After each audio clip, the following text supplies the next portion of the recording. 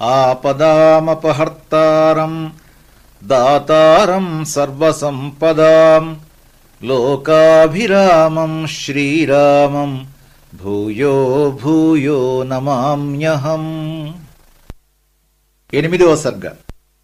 హనుమంతుడు రావణ భవనం మీద ఉన్న పుష్పక విమానాన్ని చూస్తున్నాడు.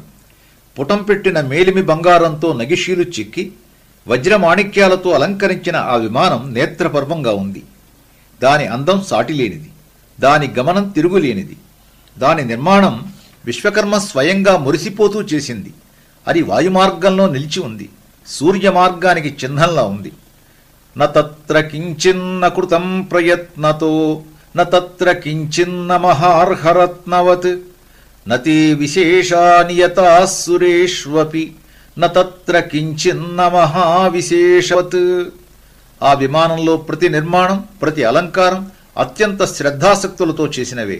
ప్రతి నగిషి, ప్రతి చిత్రం జాతి రత్నాలతో చేసినవే. అందులో ప్రతి అందము ఒక విశేషమే, ప్రతి అలంకరణ ఒక మహావిశేషమే. అంతటి విశేషాలు దేవతల గృహాల్లో కూడా కనపడవు. తపస్సమాధాన పరాక్రమార్జితం మనస్సమాధాన విచారచారిణం అనేక సంస్థాన విశేష నిర్మితం తతస్తతస్తుల్య విశేష దర్శనం. గొప్ప తపస్సు వల్ల, పరాక్రమం వల్ల రావణుడు సంపాదించిన ఆ విమానం అధిరోహించిన వారి అభీష్టానుసారం ప్రయాణం చేయగలదు. దాని గమనానికి ఎక్కడా అడ్డు లేదు. అందులో అనేక భాగాలున్నాయి. శయనమందిరం, భోజనశాల, పానశాల మొదలైనవి ఉన్నాయి.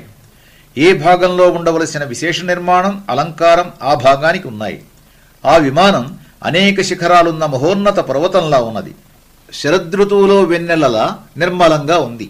కుండలాలతో శోభిస్తున్న మహాకాయులు, అపరిమితంగా ఆహారం తీసుకునే నిశాచరులు, గుండ్రని కళ్ళు, పెద్ద కళ్ళు, వికృతమైన కళ్ళు ఉన్న వేల కొద్దీ పిశాచాలు ఆ విమానాన్ని మోస్తున్నట్టు దానిమీద బొమ్మలు చెక్కారు.